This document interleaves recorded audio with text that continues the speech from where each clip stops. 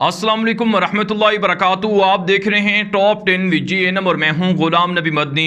दुनिया भर से आज की 10 बड़ी और इंतहाई अहम खबरें जिन पर आज हम बात कर रहे हैं। नाज़रीन किराम, आज 7 मई 2021 है और आज दिन है जुमअतुल मुबारक का। ये टॉप 10 विद GNM का सुबह का बुलेटिन है। खबरों का सिलसिला शुरू कर लेते हैं। जो आज की पहली बड़ी खबर है ये नाज़रीन काम पाकिस्तान और सऊदी अरब के ताल्लुकात के हवाले से है। पाकिस्तान के वज़ीर आज़म इमरान खान आज 3 रोज़ा सऊदी अरब का दौरा शुरू कर रहे हैं। आज शाम को वो जद्दा पहुँचेंगे जहाँ उनकी सऊदी वली अहद मोहम्मद बिन सलमान से खुसूसी मुलाकात भी शेड्यूल है। इसके अलावा पाकिस्तान के वज़ीर आज़म इमरान खान सऊदी वली अहद के साथ पाकिस्तान और सऊदी अरब के दरमियान जदीद माहिदों पर नए माहिदों पर दस्तखत भी करेंगे। सऊदी अरब पाकिस्तान के अंदर गवादर में तकरीबन $20 अरब की इन्वेस्टमेंट करके ऑयल रिफाइनरी लगाना चाहता है। साथ साथ सऊदी अरब पाकिस्तान के साथ मिलिट्री कोऑपरेशन भी बढ़ा रहा है। पाकिस्तान की कोशिशों से सऊदी अरब ईरान के साथ सुलह भी कर रहा है। तुर्की और सऊदी अरब के दरमियान भी दोस्ती कायम हो रही है। ये सारे मामलात हैं जिन पर पाकिस्तान के वज़ीर आज़म इमरान खान के दौरे के अंदर ये मामलात डिस्कशंस में आएंगे। इसके अलावा नाज़रीन काम एक और जो अच्छी खबर है वो ये भी है कि पाकिस्तान के आर्मी चीफ जनरल क़मर जावेद बाजवा सऊदी अरब के अंदर पहले से मौजूद हैं, जिन्होंने सऊदी अरब के वली अहद मोहम्मद बिन सलमान से मुलाकात की है। सऊदी वली अहद मोहम्मद बिन सलमान ने पाकिस्तान के आर्मी चीफ जनरल क़मर जावेद बाजवा का शुक्रिया अदा किया है कि अफ़वाज पाकिस्तान हरमैन शरीफैन के दिफा सऊदी अरब के दिफा के लिए अपना काम कर रही है। पाकिस्तान के साबिक आर्मी चीफ जनरल राहील शरीफ सऊदी अरब के अंदर मौजूद हैं। पाकिस्तान और सऊदी अरब के दरमियान बढ़ती हुई इन कुर्बतों से यकीनन भारत को तकलीफ़ है। वो भारत जो पाकिस्तान के ख़िलाफ़ है, सऊदी अरब को करना चाहता था, अरब ममालिक को करना चाहता था, जो पाकिस्तान के ख़िलाफ़ प्रोपेगेंडा करना चाहता था, ये सारी साजिशें भारत की दम तोड़ गई हैं।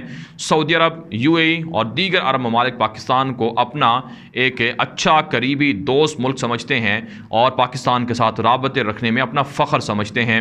बारह नाज़रीन हम आगे बढ़ लेते हैं। जो आज की दूसरी बड़ी खबर है ये अफ़गानिस्तान के मामलात के हवाले से है। नाज़रीन काम एक बड़ी खबर सामने आ रही है। सुबह बगलान के अंदर जो झड़पें हैं वो ताहाल जारी हैं।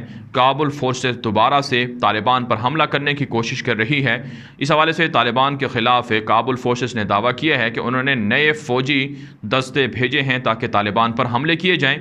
साथ नाज़रीन काम एक और ख़बर सामने आ रही है कि इस्तंबुल के अंदर जो समिट शेड्यूल है ईद के बाद, उसमें तालिबान ने कहा कि बुनियादी तौर पर उस पर कोई इख्तलाफ नहीं है, लेकिन अमरीका और उनके इत्तेहादी तालिबान की शराइत माने तभी इस्तंबुल समिट के अंदर शिरकत की जा सकती है।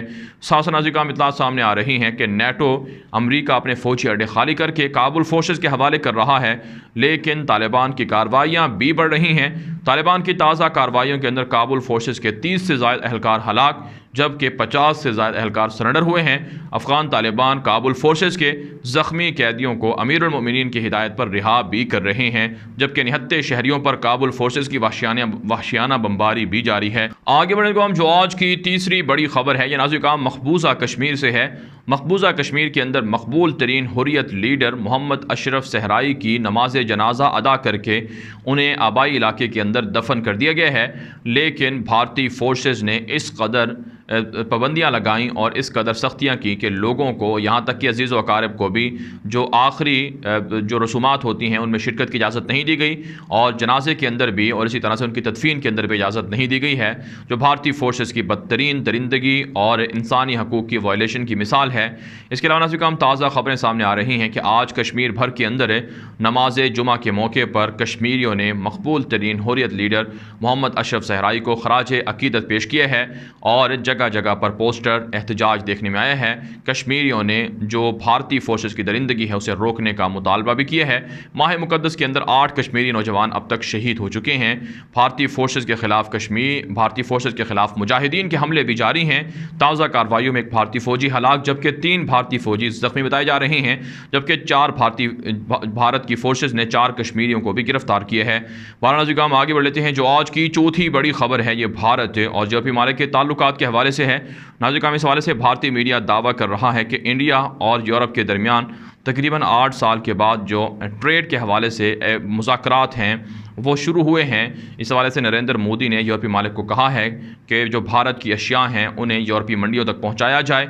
यूरोप के साथ भारत ताल्लुकात बेहतर करना चाहता है, लेकिन आप जानते हैं यूरोप भारत की पुष्पनाही के ज़रिए से चाइना के ख़िलाफ़ एक बड़ा ब्लॉक तश्कील देने के लिए कोशा है, क्योंकि यूरोप कोशिश कर रहा है कि चाइना उनके मुल्क के अंदर ज़्यादा इन्वॉल्व ना हो, इसीलिए वो भारत के साथ राबते बढ़ा रहा है। पाकिस्तान के ख़िलाफ़ मुतनाज़ा करारदादें यूरोप मंजूर करके भारत ही को खुश कर रहा है।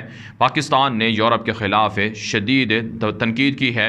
यूरोपीय यूनियन की जो करारदाद थी उसकी मजम्मत की गई है कि आखिर कैसे पाकिस्तान का GSP+ स्टेटस ख़त्म किया जा सकता है। पाकिस्तान को क्यों मुदाखलत करके कहा जाता है कि ख़त्म नबूवत और दीगर कानून को ख़त्म करे।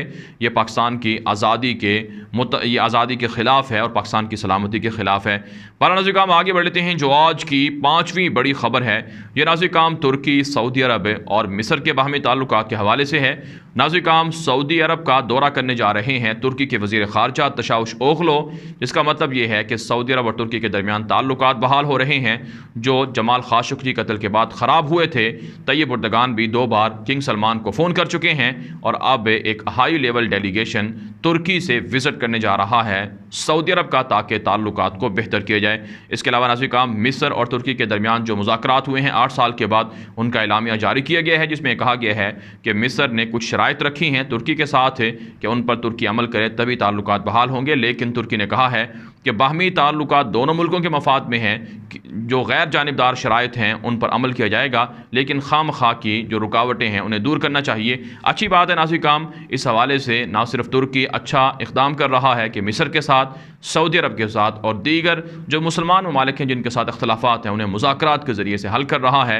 यही बेहतरीन एक कोशिश है और यही उम्मत मुस्लिमा के मफाद में है और एक अच्छी कोशिश है, इसे सराहना चाहिए। आगे बढ़ने का जो आज की 6ठी बड़ी खबर है ये नाज़रीन काम फ़लस्तीन से है।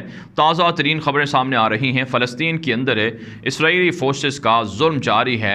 इसी हवाले से नाज़रीन काम जो ट्विटर है और इसी तरह से फेसबुक है वो भी फ़लस्तीनियों के हक़ में पोस्ट करने वाले अकाउंट्स को मुअत्तल कर रहा है, पोस्टों को डिलीट कर रहा है, जिससे वाज़ेह होता है कि ये ट्विटर का, फेसबुक का डबल स्टैंडर्ड है, मुनाफ़क़त है, दोगलापन है, जिससे फ़लस्तीनियों को मज़लूमों की हिमायत नहीं की जा रही बल्कि ज़ालिम दरिंदे यहूदियों की हिमायत की जा रही है।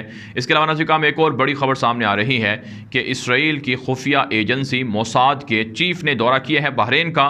बहरीन के साथ बाहमी ताल्लुकात बेहतर करने के हवाले से राब्ते हुए हैं और नए मुआहिदे हुए हैं।